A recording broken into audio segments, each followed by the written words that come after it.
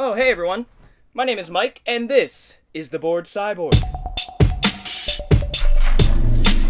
Welcome back to another unscripted review of a film that came out last year that I finally got around to seeing.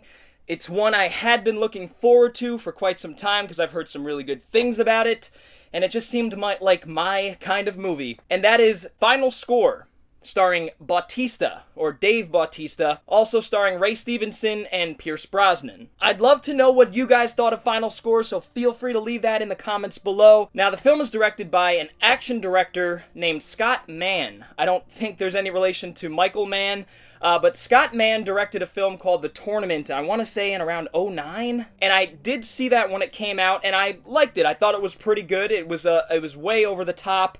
It had a bunch of people in it. Who was in that? Ving Rhames, I think, was in it. Robert Carlyle. Scott Adkins was even in it. He had a bit role. And then a few years later, he released a film called Heist, which is, the most generic name ever. Final Score is your typical Die Hard-esque movie. In fact, I would call it a Die Hard ripoff. And that doesn't mean that I enjoyed it any less, because I love me some Die Hard-esque or Die Hard ripoff films. Not only is it a Die Hard ripoff, but it's also a Die Hard ripoff. And I say that because this film completely, in my opinion, nearly plagiarizes Sudden Death from '95 with Van Damme, directed by Peter Hyams. So this film rips off Sudden Death in almost every single way, except for the motivations of the villain. And obviously there are things here and there. There are some story strands. In the third act, the story kind of strands off into something that didn't resemble Sudden Death. But essentially the plot is about two brothers. One's played by Ray Stevenson, who does play the villain, the main villain. And the other is played by Pierce Brosnan. But here's the thing. Back during the war, a war. I don't know which war. I'm not sure which one it was. It wasn't really specified. But essentially, they were rebelling for independence. Back then, Pierce Brosnan's character looked completely different because he ended up having plastic surgery to get out of the whole situation and to try to live his life out, whereas Ray Stevenson's character, Arcady, just kind of kept on with his tyrannical sort of ways. So that is sort of the setup for the villains. It's played out over the intro credits, and I thought it was a good way to kind of get us up to speed with who the villains are and what they're about. Now, I will say Ray Stevenson's Arcady, throughout the film, he really just has the weight of more like a henchman, like a main henchman of the big bad, die-hard-like villain. And going into this, I thought Pierce Brosnan was going to be that big bad villain, and he's not. In fact, Pierce Brosnan's character, we only briefly see in the first 10 minutes, or a couple shots, and then we do not see him again until like 54 or 50 to 55 minutes into the movie. And he is not a villain. In fact, his character's kind of interesting. I won't go into the spoilers. I'll just say that him and his brother are very opposite now. I thought it was an interesting place to take the villain and the story, but I still feel like I wanted Pierce Brosnan to be the shot caller, the one that's calling all the shots and is getting pissed off. I wanted Pierce Brosnan. Why do I keep saying? I wanted Pierce Brosnan to be the Hans Gruber here, but he ended up not being that, and that's okay. The film had to differentiate itself from Die Hard and from Sudden Death somehow. So Ray Stevenson's character is all right. He's not the best Die Hard rip-off villain that I've seen. I think Bruce Payne did it better in, Passenger 57. I think Gary Oldman did it better in Air Force One. Under Siege, I thought Tommy Lee Jones did a better job. Under Siege 2, Eric Bogosian, better job. Now, Dave Bautista. This is the first film of his that I've seen where he is the lead. Everything I've seen Bautista in, mostly, Guardians of the Galaxy 1 and 2, he was Inspector. And he was good as the henchman to the big bad in that. But Dave Bautista is proving to be a pretty versatile actor, and I really like his screen presence. I really like his charisma. I know I'm biased. I know it's because I'm old school. I'm from the old school, the 90s action movies where we had Van Damme and Seagal. I've said it 100 times, but we're starting to see, after John Wick, I call this era the post-John Wick action era, because we're starting to see heroine-led action films, female-led or male-led solo action films. It focuses on them saving the day, And that's what I miss. That is what I miss in the midst of all these Marvel films. So Dave Bautista comes into this film, final score, and does a really great job. Again, he has a good amount of charisma. I wouldn't say quite at The Rock level, but I think there's potential for him to get to The Rock's level. And I'm going to refer to these actors as their wrestling names until the day I die. I don't care. It's The Rock and it's Bautista. And he has really good chemistry with the female lead, well, the female supporting role, I should say, who's a kid. I don't know her name. I'll put it up on the screen here. But she did really, really great. Children actors, I feel like 8 out of 10 of them I end up thinking are cringy or not great, but she does a really good job, and her back and forth kind of banter between her and Bautista's character Mike Knox, I think their interactions were very organic and natural and even poignant at times. That's what we need. As long as we don't concede an away goal, we got a good chance of getting into the final. I literally didn't understand one word you just said. Essentially, Bautista's character flies out to London to check up on, essentially, his brother's family. His brother died in the war. Later on, you learn more about exactly what happened in the war. Bautista and his brother were both in the war. His brother perished, and Bautista survived. He feels it necessary to fly out to London to check up on his brother's family. His niece and his brother's wife. That is sort of the beginning of the film. It gets him out to London where the main event is happening. So Bautista's character wants to take his niece out to a soccer game because she loves soccer, her father loves soccer. Bautista claims to like soccer, but he doesn't know much about it. But he's really just doing it to take out Danny. Her name was Danny. So it's kind of a sweet sort of setup. Now, what makes this film exactly like Sudden Death in almost every way is the Die Hard scenario. So in Sudden Death, Peter Hyams' Sudden Death, Van Damme is a security guard for a huge hockey playoff game or final game. And so it takes place in a hockey arena. This film takes place in a soccer arena in London, I believe it is. I mean, the film is almost identical in setup and in narrative, structure, and everything. Even supporting characters are kind of ripped off from Die Hard and Sudden Death. I mean, so some of the things that are completely ripped off from Sudden Death, Bautista's character brings Danny to the soccer game. In Sudden Death, Van Damme brings his 2 kids to the hockey game. The little girl ends up getting lost. In Final Score, the little girl ends up straying away from Mike Knox. So Under Siege did a fight in a kitchen with Seagal. And then we have Sudden Death, where there was a fight in a kitchen. I believe the kitchen fight in Sudden Death was the mascot fight, which is hilarious. Van Damme fighting a mascot. I'd say that Final Score comes close to upping that because of basically Bautista cooks with one of the villain's faces and his body parts. It's hilarious. There's the scene in the kitchen where Bautista, it's really the first big action scene, but it's where Bautista is, fighting all these dudes. He lops a dude's fingers off, and they end up in like a boiling pot. And then he takes a dude's face and just slams it on like the open face stove and just drags it along. And you just hear the burning, the cinching. And actually we get a really cool gore shot a little bit later when the bad guys discover what happened to their boy.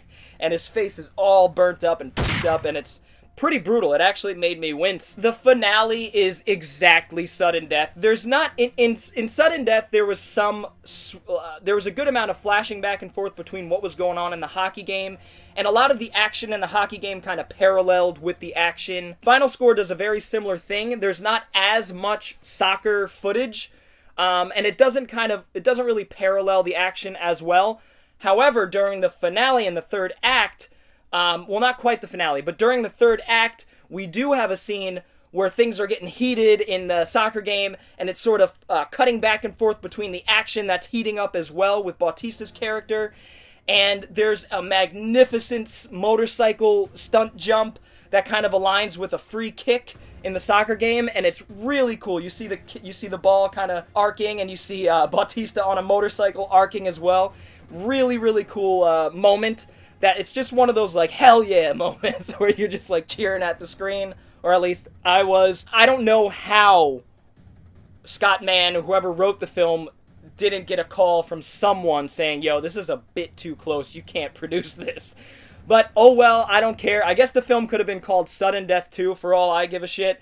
Doesn't matter. What I care about is we got a badass throwback to the 90s and 80s canon pictures, explosions, fights, gunplay, witty one-liners, a tight script with memorable characters. Some of the supporting characters are, in my opinion, quite memorable. Not as memorable as ones in Die Hard, you know, where they're all unique looking and you could remember them. I even remember their names. Well, I've seen the film 100 times. But in Final Score, we have a couple. A not so cute couple. And there's this dude who is inhuman. He's just sculpted like a fucking Greek god. It's unbelievable, this dude's body structure. And he just looks like an action figure. And he's got he's bald, he's got tattoos all over his body, and just a very memorable look to the character. It differentiates him because of how he looks. He doesn't say much, but it doesn't matter. He's a heavy, he's there to kick ass and do damage, and he completely towers over Bautista, which I thought was such a cool thing to throw in there. And it's not camera tricks. I mean, there are wide shots during some of the action sequences, which is great, that show this giant man just towering over Bautista and kind of manhandling him. His girlfriend, or wife or whatever, girlfriend, is this scarred up, tatted up chick with like cornrows, pretty badass herself. She doesn't get much to say, and there was a couple moments of character building which I really dug, with them like hooking up and basically, you know, saying how much they love each other to the death, that kind of thing. Just kind of adding some flavor to their characters, which was really nice, a little bit of depth. And she didn't have too much to do until the final act, when she finds out her beau has been taken care of. She gets pretty pissed off, and it's reminiscent of Carl and somebody else. When the dude finds out his brother Carl was murdered by John McClane, he flips out. And it's very reminiscent of what happens in Final Score when this girl finds out that her lover died. And she just kind of goes on a rampage of revenge. Obviously, it doesn't end too well for her. So you could see all the parallels here. This is through and through a Die Hard ripoff, but I really, really enjoyed this movie. So as you know, anytime I review an action film, I've got to talk about some of the action sequences, especially one that does them as well as they're done in Final Score, and as practical as they are in Final Score. You know, in a lot of these Die Hard-esque films, good ones at least, it takes time for things to get going. It's sort of the water needs to boil a bit before it reaches its fever pitch and shit gets real. And that's exactly what happens in Final Score. You know, the first act is building up the characters, which it does a really good job of, especially for a film like this. The moment where shit gets real, as I say, where Bautista's character is in an elevator trying to find his daughter with basically he's the Russian terrorist that's posing as a security guard. Now, the third person in the elevator is basically the comic relief of the film, the sidekick. His name is Faisal, I believe. And he's pretty funny, actually. He's total comic relief, but he does a pretty good job in the role, and I thought some of his lines were genuinely funny, and he never gets too annoying. A couple parts, you know, but nothing crazy. He's not at the forefront, essentially. And so it's those three in an elevator. Tight elevator, and it's one of those scenes like in Captain America Winter Soldier where, you know, Bautista notices something's going on with this dude. And so the dude goes for his gun. Bautista stops him from going to his gun, getting at his gun, and they just have a brawl in the elevator. Really well choreographed, well shot, especially since it's in the tight, close quarters, and the choreography's tight, and they're just banging out, flipping each other over their heads. It all ends in a gloriously bloody mess. And that's the scene that really, you know, kicks things off and gets you really excited and pumped, and it got me pumped.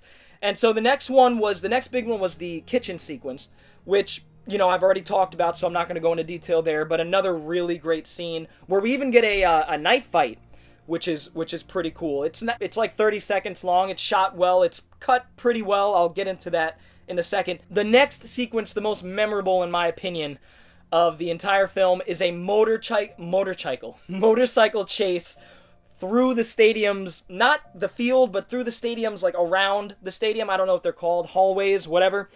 And it is a practical, badass, balls to the wall. Great sound design, by the way. Motorcycle chase where Bautista's on one. You got 3 people behind him, chasing after him, shooting at him with pistols. They're just swerving in and out of pillars and in and out of people. There's crowd all over, and they're kind of like, what the hell is going on? And it's done mostly practical. I noticed maybe 1 or 2 shots that had some CG help. If anything, it's kind of aided by CG a little bit in some of the more extravagant sequences with vehicles. And then the finale is fantastic as well. You've got a fight on the roof, not unlike sudden death. You know in Die Hard where Al kind of walks out to the street, looks down at Nakatomi, and he sees bursts of bullets. He doesn't quite know they're bursts of bullets yet, maybe, but we see bursts as an audience of the faraway firefight that's happening between John and the bad guys. And in this, we get a similar shot, even though it's like 1.5 seconds long, but it's a wide shot of them shooting at each other on the roof of this arena. So that was a really cool kind of throwback. I wish the shot was a little longer because it was a really well-framed shot, and I thought it was pretty dope. I want to talk about the fight choreography, or the one-on-one, the hand-to-hand combat action sequences. I felt like they could have been edited a little bit better. They were choreographed fine, they were shot really well, and I feel like the editor should have just let some of these scenes breathe a little bit. I'm not sure if the director wanted it this way, but you could tell Bautista's obviously he's competent in terms of choreography. I mean, he's a wrestler. He was a wrestler. And all of his other team, that's obvious they're competent. I could just see that these takes should have gone on a little bit longer. You know what I mean? The editor just seems to chop them up a little bit too much. It wasn't that bad, trust me. It's better than 90% of the action movies that I see these days, but still, there should have been a little bit more breathing room there, I do think. I thought it was pretty funny. This is just an observation more than anything, but at the very end of the film, there's a big explosion. And it's pretty clear to me that a bunch of soccer fans die. Men, women, and children are burnt in the inferno of this explosion.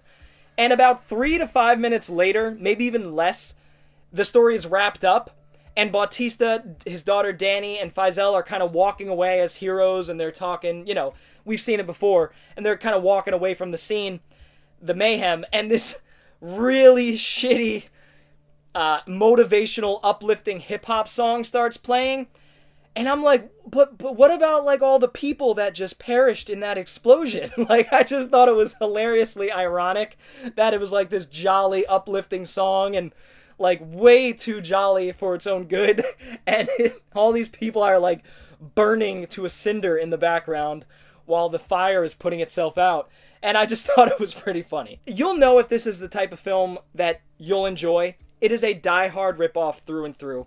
It is an old-school 90s, late 80s action film made in 2018 with a $20 million budget that looks like it had a $50 to $60 million budget. It's got balls-to-the-wall action sequences, memorable characters, a great lead performance by Bautista as Mike Knox. Even his daughter does a great job. The comic relief does a good job. Just great performances all around. The script is tight, even though it gets a little long-winded in the end. I wish some fat, was kind of trimmed from it, and like I had mentioned, I wish Pierce Brosnan's character was developed a little bit more during the first hour, as opposed to cramming it all into the last half hour. I'm so glad in the post-John Wick era that we're starting to get these films that focus on one hero or heroine, and it's good to see. It makes me happy as an action fan that we're getting some hardcore 90s style movies done in the 2018, 2019 glitter and gold.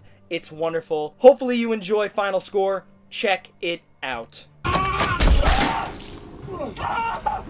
I just want to thank you guys for checking out my review of the 90s throwback Die Hard ripoff Final Score starring Bautista. Obviously, if you watched the video, I really, really loved this movie. Can't wait to see Bautista. Can't wait to see what he does next besides the big Hollywood stuff he's in. Hopefully you guys enjoyed the review. If you did, feel free to give it a thumbs up. And if you're new to the channel, feel free to hit the subscribe button as well as the little bell for notifications. Also, I'd love to know what your favorite Die Hard ripoff is. I have seen a plethora of Die Hard ripoffs. My favorite is definitely Cliffhanger. I'd love to know which one is your favorite, so feel free to leave that in the comments below. Anyways, guys, I will see you all next time. Bored Cyborg, out.